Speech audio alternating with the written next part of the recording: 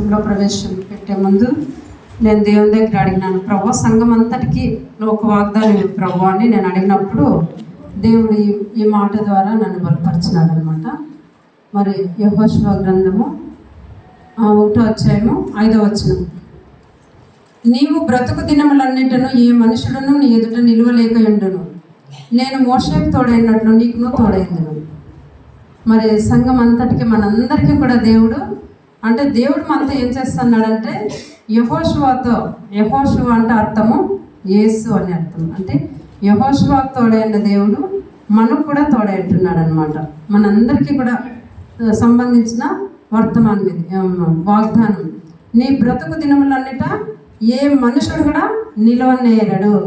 అంటే దేవుడు ఎంత గొప్ప కృప చూపించినాడు చూడండి. మన బ్రతుకు దినాలన్నిటి కూడా ఏ మనుషుడు కూడా నీ ఎదుట నిలువ ఉండడని మరి యెహోషువతో మాట్లాడిన దేవుడు ఈరోజు మనతో కూడా మాట్లాడుచున్నాడు అనమాట.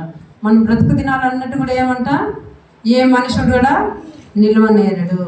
మరి అటువంటి గొప్ప వాగ్దానాన్ని దేవుడు మనకి ఇచ్చినాడు. ప్రతి ఒక్కరి జీవితంలో ఈ వాగ్దానం నెరవేర్చబడాలని ప్రతి ఒక్కరు ప్రార్థన చేయండి. మనం ప్రార్థన చేస్తే దేవుడు ఖచ్చితంగా ఆ వాగ్దానాన్ని మనందరి జీవితంలో కూడా నెరవేర్చబోతున్నాడు అనమాట.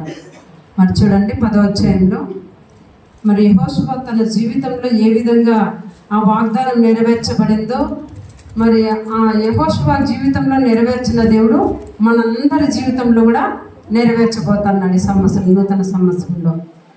10వ అధ్యాయము 12వ వచనంలో ఏమనుందంటే, నిజంగా యెహోషువకు దేవుడు వాగ్దానం చేస్తున్నాడు కదా, ఇశ్రాయేల్ ప్రజలతో మాట్లాడి దేవుడు మరి యెహోషువతో ఏం చెప్తున్నాడంటే 10వ అధ్యాయం 12వ వచనంలో, మరి ఇశ్రాయేలు దేవుడు శత్రువుల దగ్గర యుద్ధం చేసినప్పుడు యెహోషువ మరి అప్పుడు ప్రభువా మరి సమయం అయిపోతుంది, సమయం అయిపోతుంది, యుద్ధం ఇంకా పూర్తి కాలేదు, మరి ఎట్లా ప్రభువా అని ప్రార్థన చేస్తున్నాడు. యెహోషువ ప్రార్థన చేస్తున్నాడు అనమాట.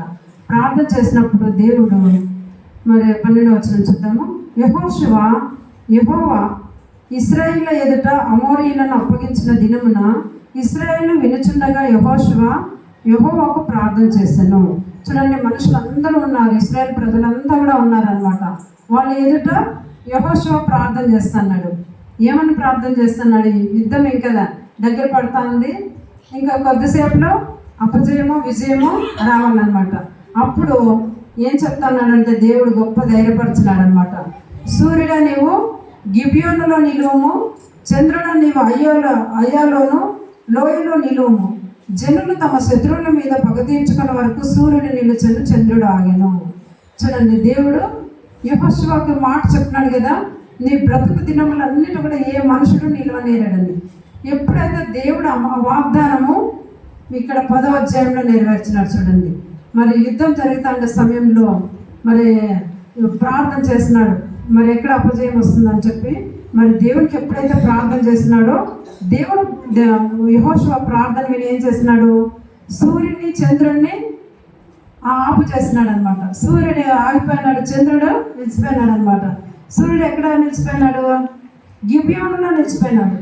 చంద్రుడు అయ్యాలోయలో నిలువమని ఆజ్ఞాపించినాడు అంతే యెహోషువ. వెంటనే సూర్యుడు ఆగిపోయినాడు, చంద్రుడు ఆగిపోయినాడు అనమాట. చరిత్రలోనే ఒక రోజు తక్కువ చేయబడిందంట.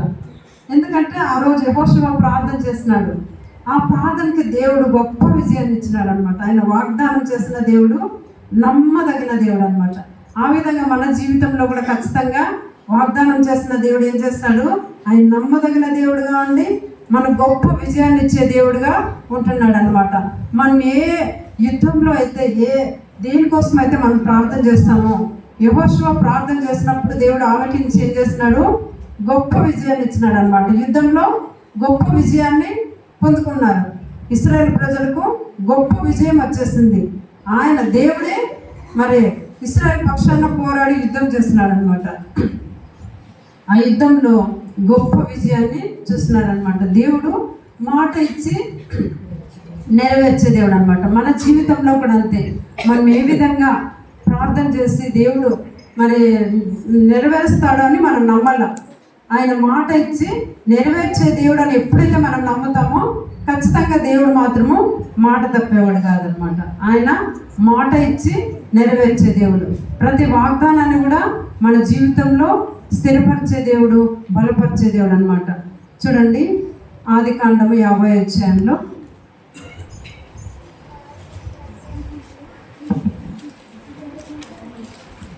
49వ తెలుసా మరి దేవుడు యాకోబు కుమారులను పిలిచి, యాకోబుకి ఎంతమంది కుమారులు? 12 మంది. 12 మందిని పిలిచి దేవుడు ఏం చేస్తున్నాడంటే యాకోబు ఆశీర్వదించినాడు అనమాట. తన కుమారులందరినీ పిలిచి వాళ్ళందరినీ కూడా ఆశీర్వదించినాడు. ప్రతి ఒక్కొక్కరిని కూడా మనం అవన్నీ వాళ్ళతో ఏ విధంగా ఆశీర్వదించినాడో కొన్ని మాత్రమే మనం ఇప్పుడు చూస్తాము. 49వ అధ్యాయము 22వ వచనం నుండి కొన్ని వచనాలు మాత్రమే మనం ధ్యానించుకుందాం.